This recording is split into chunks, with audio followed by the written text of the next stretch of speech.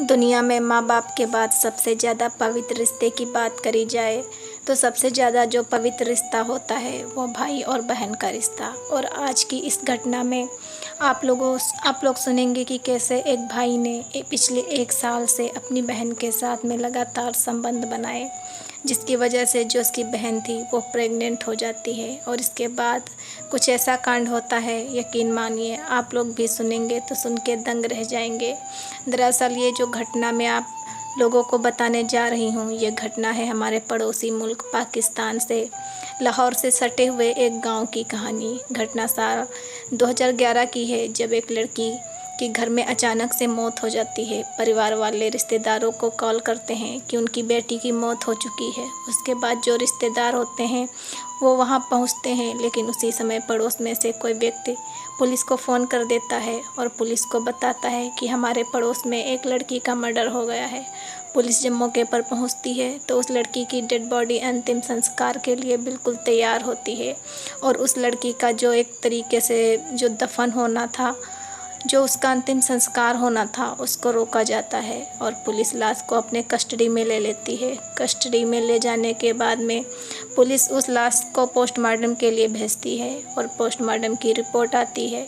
उस रिपोर्ट में जो चीज़ें सामने आती हैं, यकीन मानिए आप लोग भी सुनेंगे तो सुनकर दंग रह जाएंगे। 15 साल की ये लड़की 4 महीने की गर्भवती है और इसके जिस्म पे बहुत ज़्यादा चोटों के निशान मिले। इसके बाद में पुलिस अब पोस्टमार्टम की रिपोर्ट देखती है तो पुलिस भी दंग रह जाती है कि 15 साल की लड़की पिछले 4 महीने से गर्भवती है और इसके जिस्म पे बहुत सारे चोटों के निशान हैं। आखिर इसकी हत्या की गई है तो किस तरीके से की गई है। उसके बाद में उसके माता पिता से पूछताछ की जाती है तो उसके माता पिता पहले तो कुछ नहीं बताते।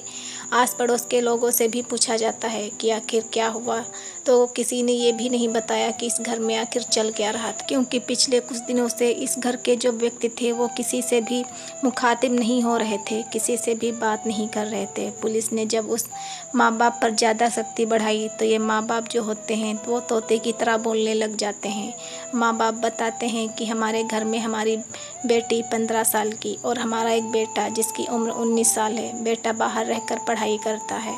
पिछले कुछ दिनों पहले ही वो घर पे आया हुआ था। मैं और मेरी पत्नी एक शादी में गए हुए थे। जब शादी से हम लौट कर आते हैं रात के समय तो हम बताए हुए वक्त के मुताबिक थोड़ा सा जल्दी आ जाते हैं और उस समय घर की सेकंड चाबी से अपने घर का दरवाज़ा खोलते हैं तो हमारे पाँव तले से ज़मीन खिसक जाती है।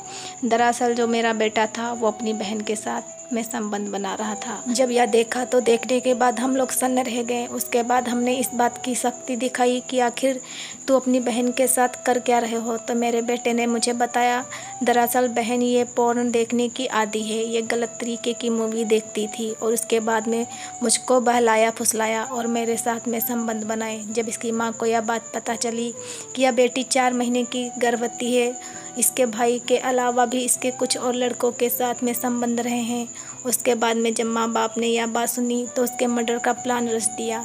इस लड़की को पहले बेरहमी से मारा गया, बाद में गला घोंटकर इसकी हत्या कर दी गई। हत्या करने के बाद में इन आरोपियों ने इसको बिल्कुल एक तरीके से नेचुरल डेथ दिखाया और अपने घर वालों को, अपने रिश्तेदारों को कॉल कर दिया ताकि लोगों को लगे कि ये नेचुरल डेथ है।